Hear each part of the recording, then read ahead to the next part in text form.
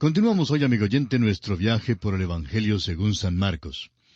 En nuestro programa anterior estábamos comenzando nuestro estudio del capítulo 6 de este Evangelio de Marcos, y estábamos hablando de las dos visitas que nuestro Señor Jesucristo había hecho a su pueblo, Nazaret. Dijimos que no hay ningún conflicto entre esta visita que Marcos narra aquí en el capítulo 6 y la que se narra en el capítulo 4 del Evangelio de Lucas, sino que se trata en realidad de dos visitas diferentes que nuestro Señor hizo a Nazaret.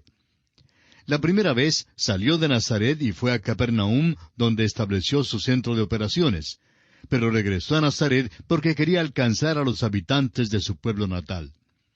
Ahora, en el primer versículo, cuando dice su tierra, literalmente quiere decir su tierra natal. Era la costumbre de nuestro Señor ir a la sinagoga en el día de reposo, donde quiera que estuviera. Creemos que sentía la necesidad de adorar a Dios así, de esta manera. Además, la sinagoga era un lugar donde podía alcanzar a las personas de aquel entonces. La enseñanza de Jesús dejó atónitos a los que le habían conocido. Sus palabras, sus obras, sus maravillas, todo causó una consternación en los ciudadanos de su pueblo, y por tanto hicieron tantas preguntas. En realidad no creían que Nazaret pudiera producir a alguien así como Jesús. Estaban mirándose a ellos mismos, por supuesto, y juzgando a Nazaret por ellos mismos. No se podían imaginar que Nazaret pudiera producir a alguien como el Señor Jesús. No tenían fe en uno de los suyos, ni tenían fe en ellos mismos.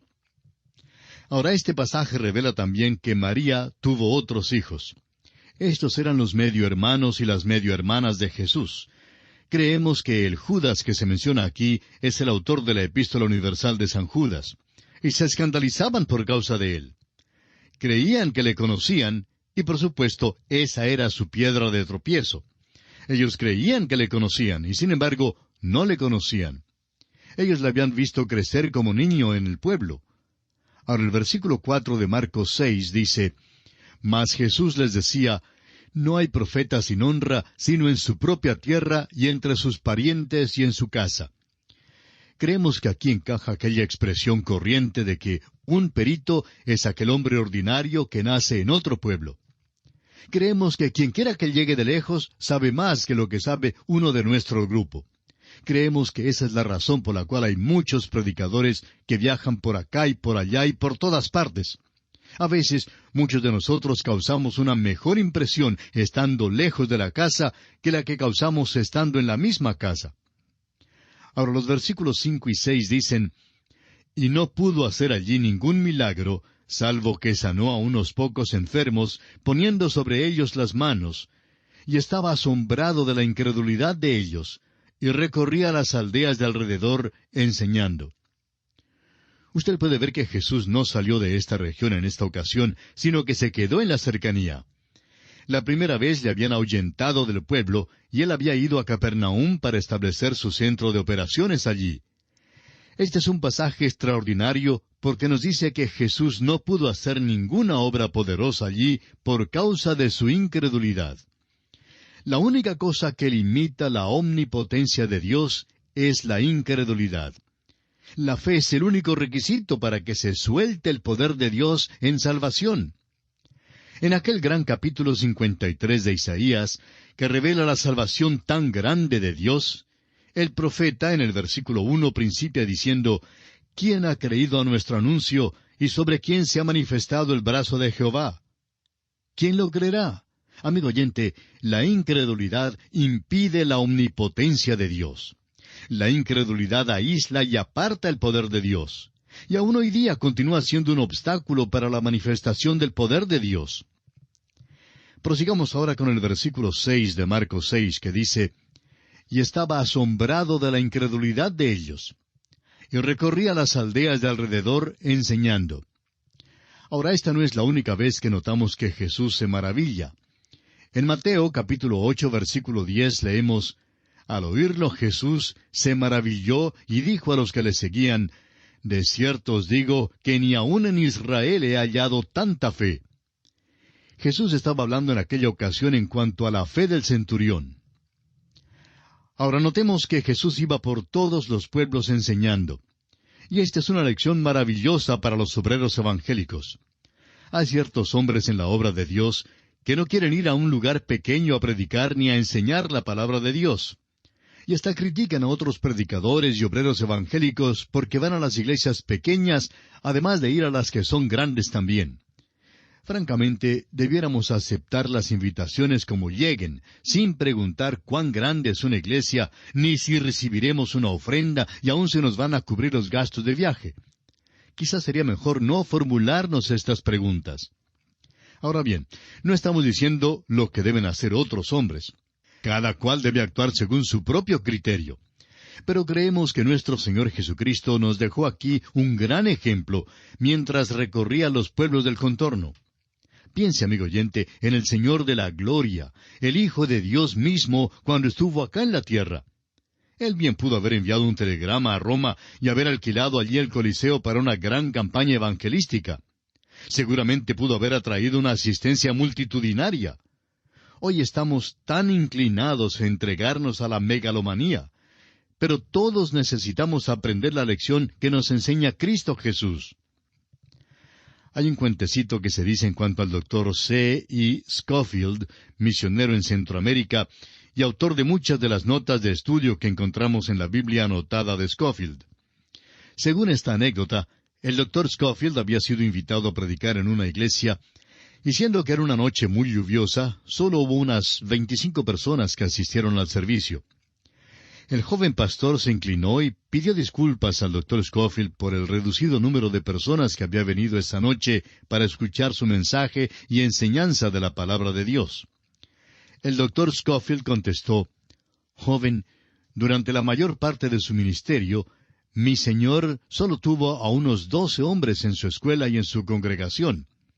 Y si es que él solo tuvo a 12 hombres, ¿quién soy yo para creer que sea importante predicar ante una multitud?»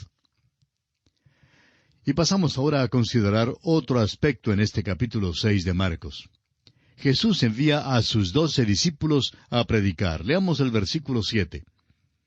Después llamó a los 12 y comenzó a enviarlos de 2 en 2, y les dio autoridad sobre los espíritus inmundos. Ahora Jesucristo envía a los discípulos con el mensaje de arrepentimiento, mensaje que Él mismo ha estado predicando. Note usted que los envía de 2 en 2. Es interesante que el evangelista Mateo no nos informa de esto, ni tampoco Lucas cuando relatan este incidente. Les dio autoridad sobre los espíritus inmundos, que al parecer es la autoridad más alta que podían ejercer. Ahora los versículos 8 y 9 dicen, «Y les mandó que no llevasen nada para el camino, sino solamente bordón, ni alforja, ni pan, ni dinero en el cinto, sino que calzasen sandalias, y no vistiesen 2 túnicas». Ahora, ¿por qué les dio Jesús un mandamiento así? Bueno, debían viajar livianamente. Esto era para subrayar la urgencia de su mensaje y lo avanzado de la hora, la importancia de su misión y su dependencia total de Dios. Más adelante veremos que les instruyó llevar estas cosas porque iban en un viaje largo. Mateo, en su relato de este evento, aclara que esta vez debían ir solamente a las ovejas perdidas de la casa de Israel. Sin embargo, debían aceptar la hospitalidad que les era ofrecida mientras viajaban. Ahora los versículos 10 y 11 de Marcos capítulo 6 dicen, «Y les dijo, donde quiera que entréis en una casa, posad en ella hasta que salgáis de aquel lugar. Y si en algún lugar no os recibieren ni os oyeren, salid de allí, y sacudid el polvo que está debajo de vuestros pies para testimonio a ellos. De cierto os digo que en el día del juicio será más tolerable el castigo para los de Sodoma y Gomorra que para aquella ciudad». Este viaje que van a hacer es un asunto serio y solemne. La luz, amigo oyente, crea responsabilidad, y rechazar la gracia de Dios invita a su juicio. Hoy en día esto todavía es verdad. Leamos ahora los versículos 12 y 13.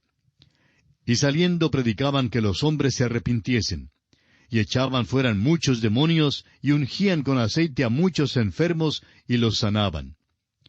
Note usted que predicaban un mensaje de arrepentimiento, y los milagros autenticaban su mensaje.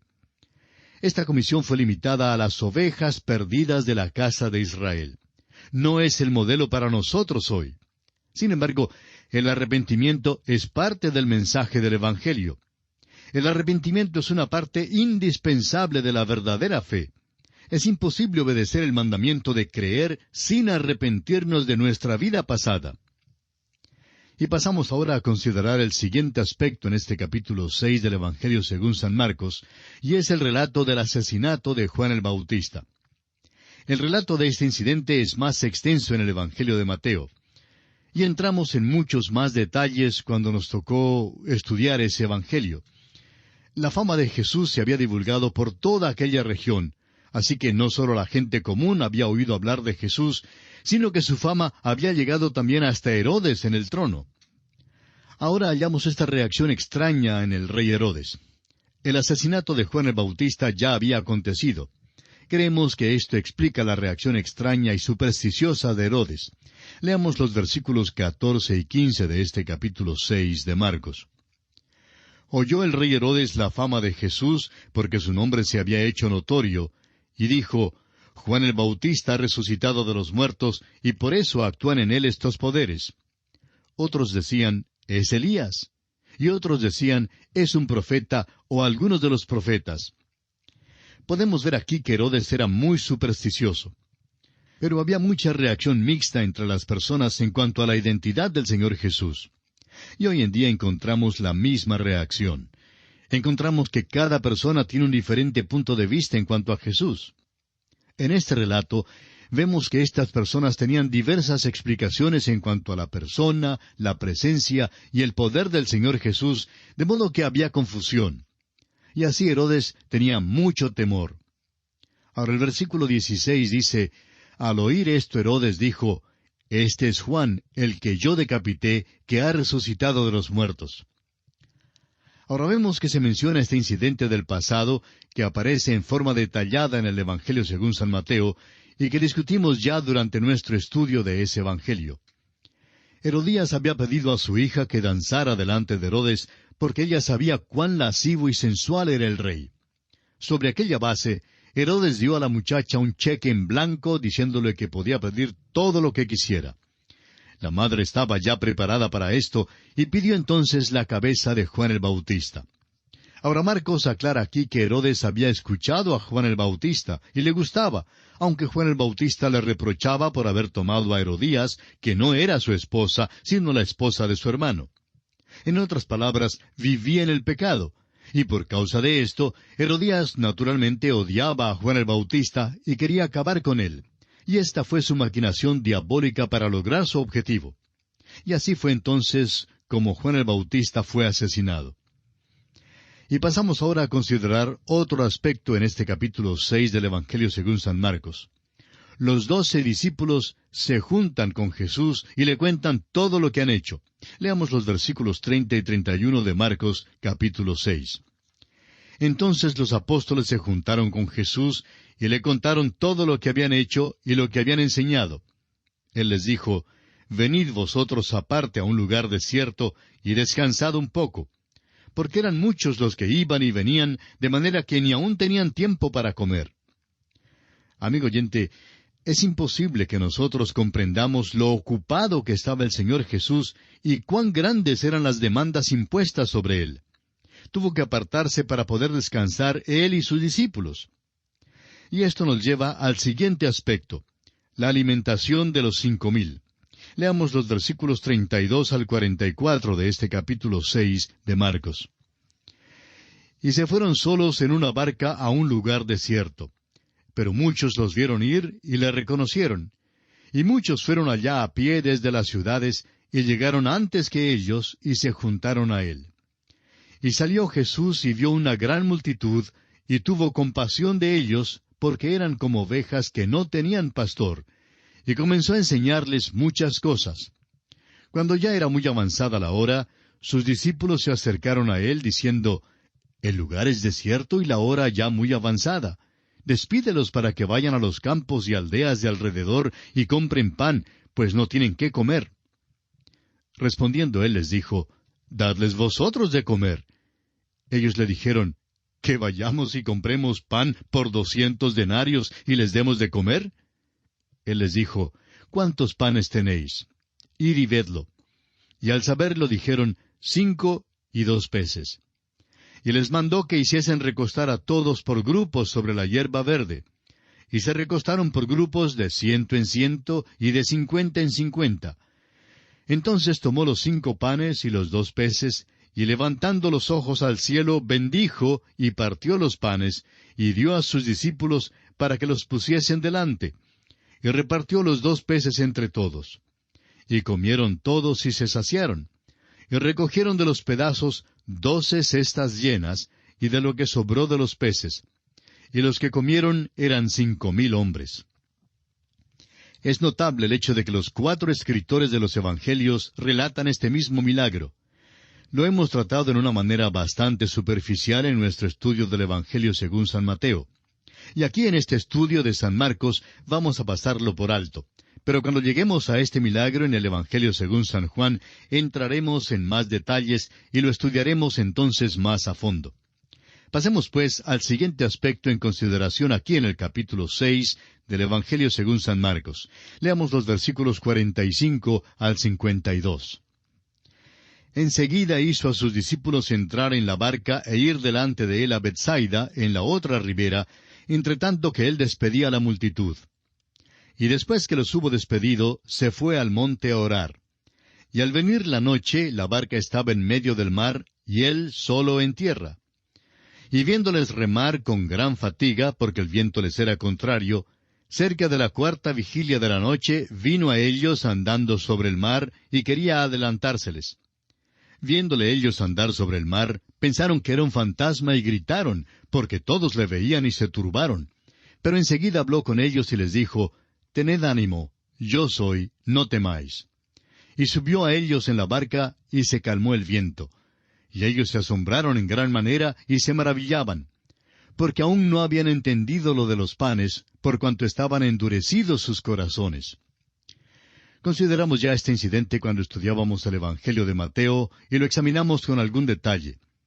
Aquí no encontramos nada en cuanto a la caminata de Simón Pedro sobre las aguas. Después de todo, Marcos, para escribir este Evangelio, aparentemente recibió su información a nivel humano de parte de Simón Pedro, y Pedro simplemente omitió esta parte de la historia. Es Mateo quien nos da ese detalle. Sin embargo, quisiéramos, amigo oyente, que observe que en el versículo 48 dice, y viéndoles remar con gran fatiga.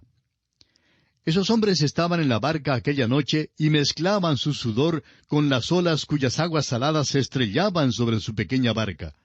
Hacían esfuerzos desesperados con los remos, pues temían que se hundieran de un momento a otro. Pero Jesús los vio y vio que se fatigaban remando. Y eso es lo que nos gusta. Amigo oyente, no sabemos dónde está usted en este momento, ni en qué circunstancias se encuentre. Es posible que ahora mismo se halle usted en circunstancias extremas, quizá en alguna encrucijada, o que se sienta solo en un lugar oscuro. Puede ser que esté enfrentando algunos problemas y tentaciones que son demasiado grandes para poderlos soportar. Puede que se halle usted en un mar tempestuoso, creyendo que lo único que le aguarda es que la barquilla suya se hunda. Pero tenemos buenas noticias para usted, amigo oyente. Él vio que se fatigaban remando. Y asimismo puede verle a usted. Él conoce sus problemas. No hay necesidad de usar luces de bengala para llamarle la atención. Dios ya le conoce. Nuestra oración es que hoy mismo usted confíe en Él sin reservas y con todo su ser. Debemos simplemente confiar en Él. Él vio que se fatigaban remando. Solo Marcos relata esto. Luego encontramos que Jesús vino a ellos y entró en la barca con ellos, y Marcos dice que ellos se asombraron en gran manera y se maravillaban.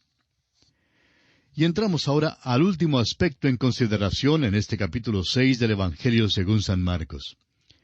En la conclusión de este capítulo encontramos que Jesús fue a la tierra de Genesaret. Leamos los versículos 53 y 54 de este capítulo 6 de Marcos. Terminada la travesía, vinieron a tierra de Genesaret y arribaron a la orilla. Y saliendo ellos de la barca, enseguida la gente le conoció. Y ahora, para terminar el estudio de hoy, escuche usted con cuidado lo que dicen los versículos 55 y 56 de Marcos 6. Y recorriendo toda la tierra de alrededor, comenzaron a traer de todas partes enfermos en lechos, a donde oían que estaba.